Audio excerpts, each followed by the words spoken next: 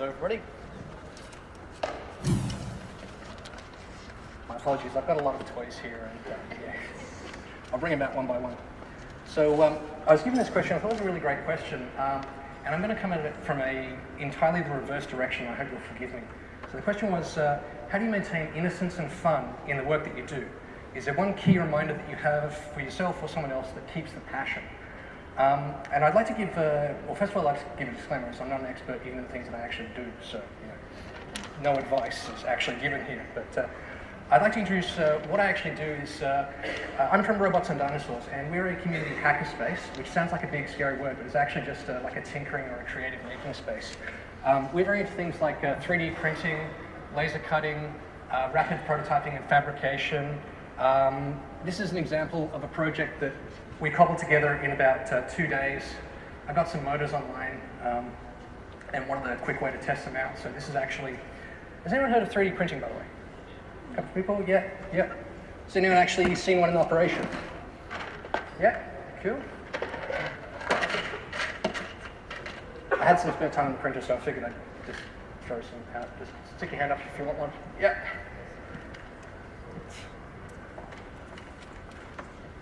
Okay, these are kind of, it's hard to see, but these are spirally objects, and they're pretty cool, and you can see how the printer makes a solid spiral, and yeah, that's not a bad object. And then you twist it, and it's actually a complete box with a thread that fits together, and that was printed automatically by the machine in about 15 minutes.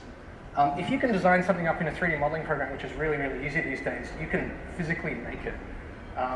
We're living in the future.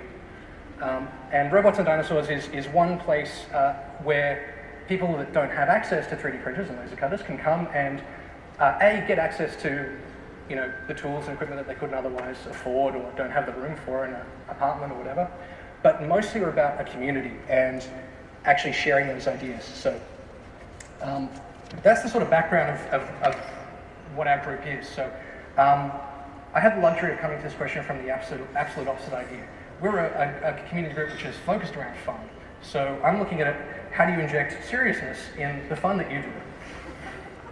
And actually, you don't have to at all. If you want to make something totally fun, go for it. But just an example of things that you can do in a creative kind of hackerspace, rapid prototyping environment. This thing here is an open source DNA copying machine. It actually works. I assembled this one myself. The machines usually cost anywhere from $5,000 to $20,000. This one is an open source kit developed in a hackerspace in the States, and it's available for about $500. So they're aiming to lower the price point. It comes with a wonderful set of instructions, which anyone can put together in a couple of hours. And best of all, it's open source. So if you like the design, you can copy it, you can modify it, you can release your own, you can sell kits, you can do whatever you like with it. So that's an example of how you can use a rapid prototyping and hackerspace type thing for an actual, quote-unquote, important project, which is useful and beneficial for humanity.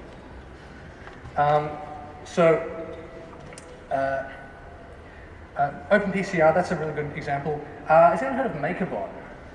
They were a 3D printing company which started in a hackerspace in New York, and at that time, 3D printers were about $100,000 each, or $100,000 plus. They made a laser cut from plywood design that bolted together and was a 3D printer you could assemble yourselves. And they've just recently got $10 million in investor funding. And they were the first guys that you could ever do printing with. I own the third machine ever made. They're now up to about 5,000 or so. So these things really take off, and ideas that are incubated and started in creative spaces can really, really take off. But I want to talk about what's actually involved, like how to maintain innocence from fun. So the community is the main aspect. Actually having a group of people that you can bounce ideas off of, share concepts, get inspiration from. Inspiration is the main thing.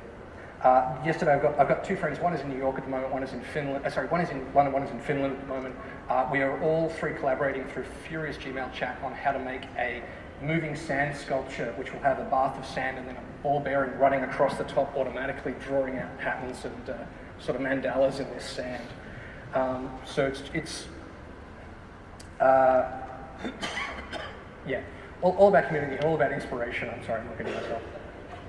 I have a bunch of toys here to show off after the event, and if anyone wants to see what's involved and have a go at driving this thing around, please come up and do so. I want to talk about 3D printing and that sort of stuff. So I think I'm just about out of time.